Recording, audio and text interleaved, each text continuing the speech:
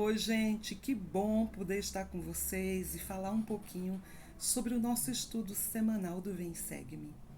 E esta semana o título é A Queda de Adão e Eva.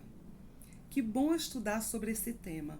Eu vou te contar que muitas coisas me chamaram a atenção e suscitaram aí muitas reflexões.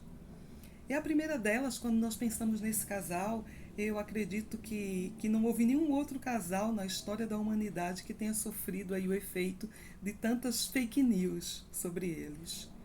Mas que bom é nós termos as revelações modernas. Que bom essas revelações nos esclarecerem, nos aclararem realmente o que aconteceu no Jardim do Éden. Outra coisa muito interessante é pensarmos que toda a história ela é feita de personagens. E nesse caso, nós estamos falando de Adão e Eva.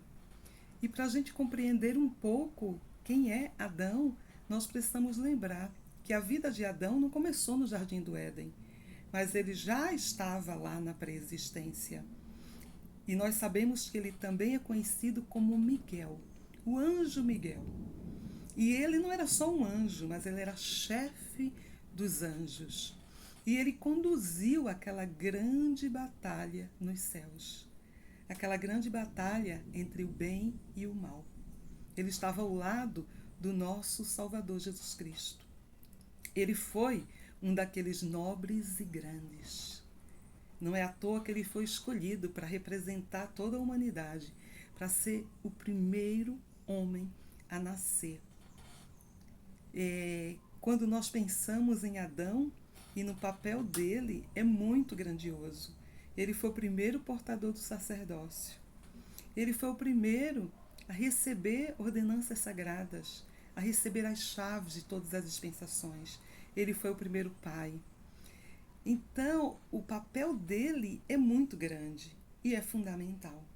Por outro lado, quando nós pensamos em Eva, Eva estava ao lado dele. Quando nós pensamos Eva, a mãe de todos os viventes. Olha só uma mulher nasceu na terra mais importante que Eva, que foi Maria, a mãe do Filho de Deus. Mas Eva também estava lá, entre essas nobres e grandes. E ela estava lá, lado a lado com a mãe do Filho de Deus, nessa pré-existência. Então, quando nós pensamos nesse casal que foi responsável a trazer ao mundo a morte física e espiritual. Esse casal que aprendeu no Jardim do Éden a fazer escolhas. Então é muito interessante e eu vou te contar que eu gostei muito em pensar que o Jardim do Éden e que Adão e Eva, na verdade, é uma representação de todos nós. Então, quando nós pensamos neles, nós podemos pensar que a nossa vida é muito parecida à deles, no sentido que nós também recebemos um corpo mortal. Nós também temos oportunidades de fazer escolhas, que muitas vezes pode ser que sejamos enganados, ou que tenhamos que fazer uma escolha entre algo bom, algo melhor, algo excelente, como já foi tanto dito para a gente. Mas o mais importante de tudo isso é compreendermos que essa oposição, que Satanás, do mesmo jeito que apareceu para eles no Jardim do Éden, também vai estar presente na nossa vida.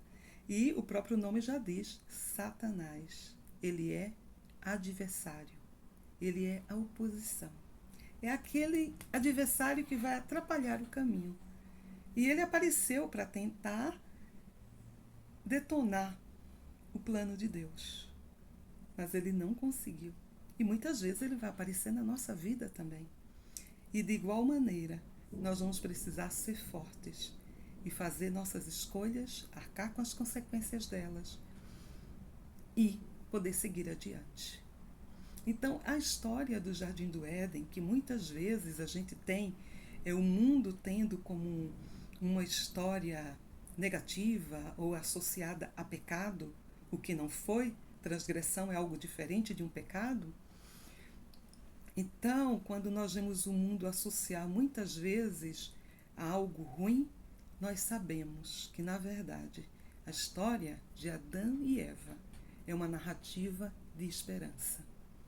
Por quê? É uma narrativa de esperança porque é com eles que começa a história de toda a humanidade. É com eles que pode ser concretizado o objetivo do nosso Pai Celestial, proporcionar vida eterna e imortalidade ao homem. Se eles tivessem permanecido no Jardim do Éden, isso não seria possível. Se nós temos um Salvador hoje, ele só é possível porque Adão existiu. Se Adão não tivesse existido, Cristo não teria existido. Se Eva não tivesse existido, Maria não teria existido. Ou seja, não existiria a morte física. Nós também não poderíamos reclamar a possibilidade de uma vida eterna. Então tudo começa com eles. E essa história é mais que nada uma história de esperança. E que todos nós possamos pautar a vida deles na nossa. E saber, né, que o Senhor tem um propósito especial para todas as coisas, sempre, sempre, sempre. Então, quando Eva decidiu comer do fruto e cumprir uma lei maior, que era crescer e multiplicar, e encher a terra, e dar oportunidade que todos nós viéssemos a este mundo, ela fez uma escolha. E de igual maneira, muitas vezes na vida nós vamos precisar fazer escolhas. E o Pai Celestial não vai interferir. Ele vai deixar que façamos as escolhas. Muitas vezes vamos nos equivocar, vamos, mas faz parte desse processo. E enquanto eu li a designação, eu lembrei de quando eu era uma jovem de seminário, e num dos livros do seminário eu li a respeito da queda de Adão. E esse livro trazia uma comparação muito interessante, porque ele falava com relação àqueles que criam galinhas, que criam pintinhos, né? E ele falava sobre esse processo. E um pintinho, quando vai nascer, se alguém já presenciou, ele precisa de muito esforço para romper a casca.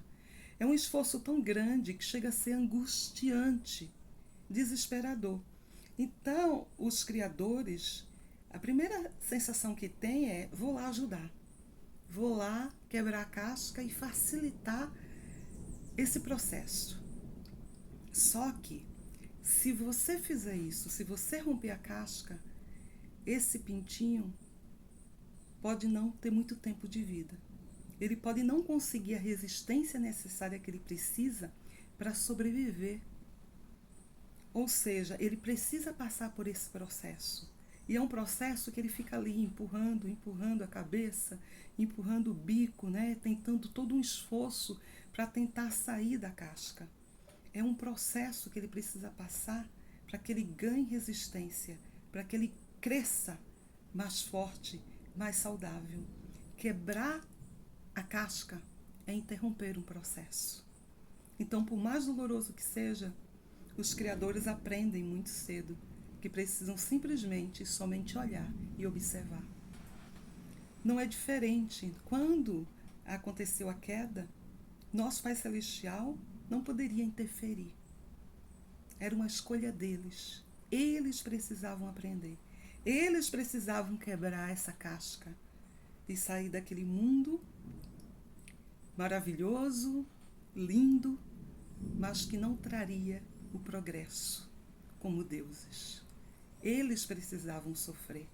E foi com essa oposição, com o suor do teu rosto, com as dores multiplicadas, que eles chegaram a esse mundo solitário e triste.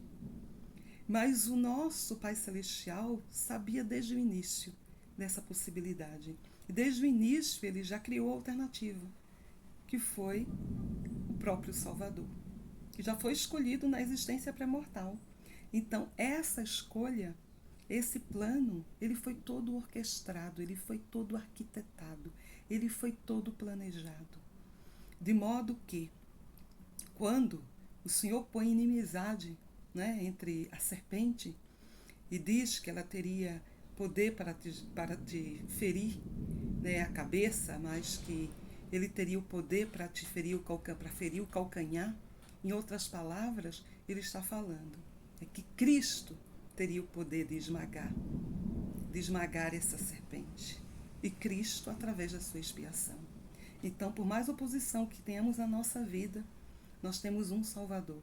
Nós temos aquele que pode esmagar a cabeça da serpente.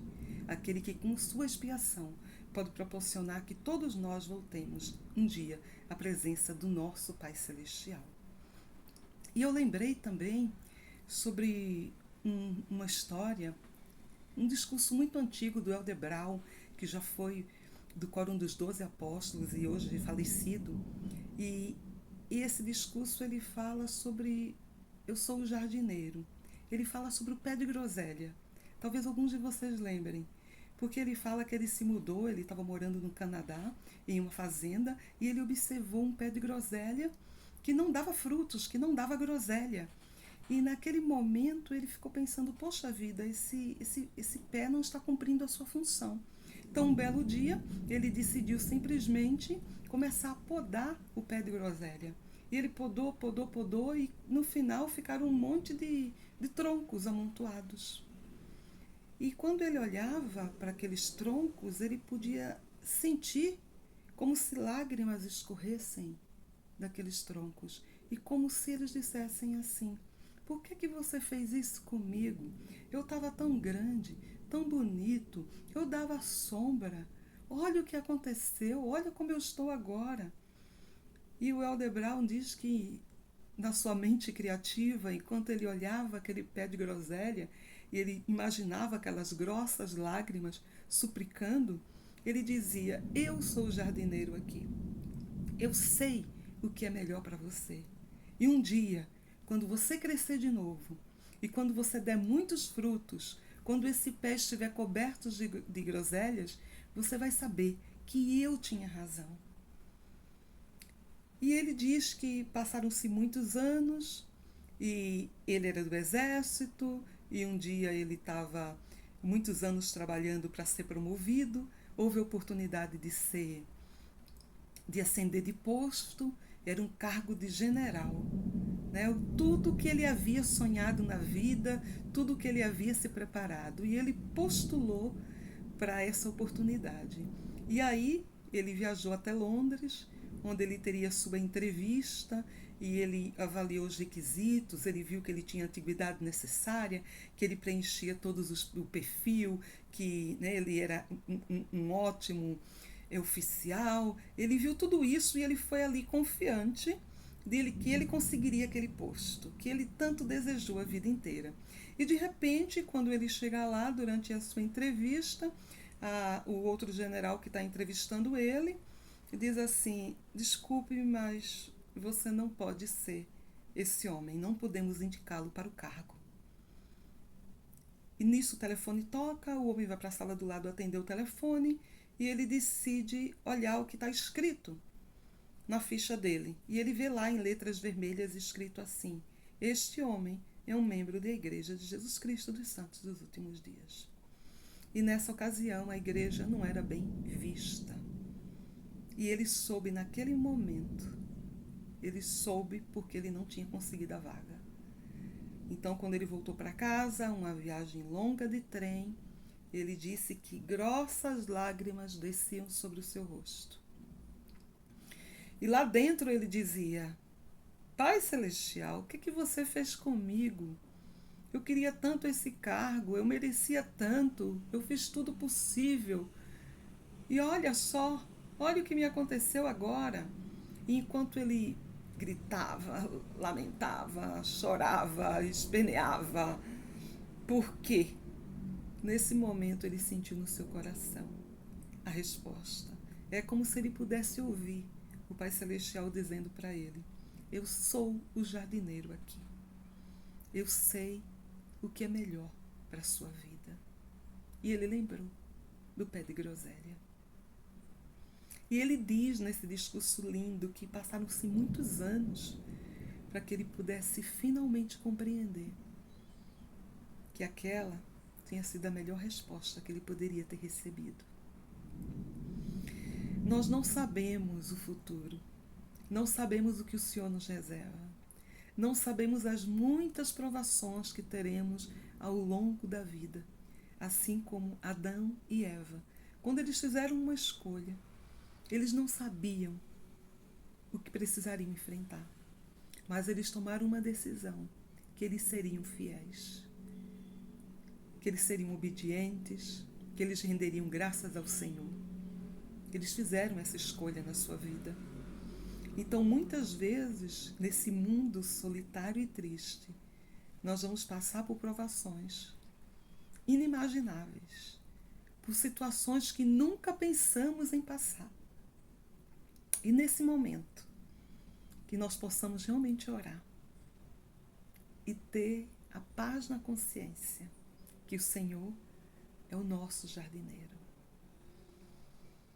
e que Ele não vai acelerar os nossos processos, que Ele não vai interferir nos nossos processos,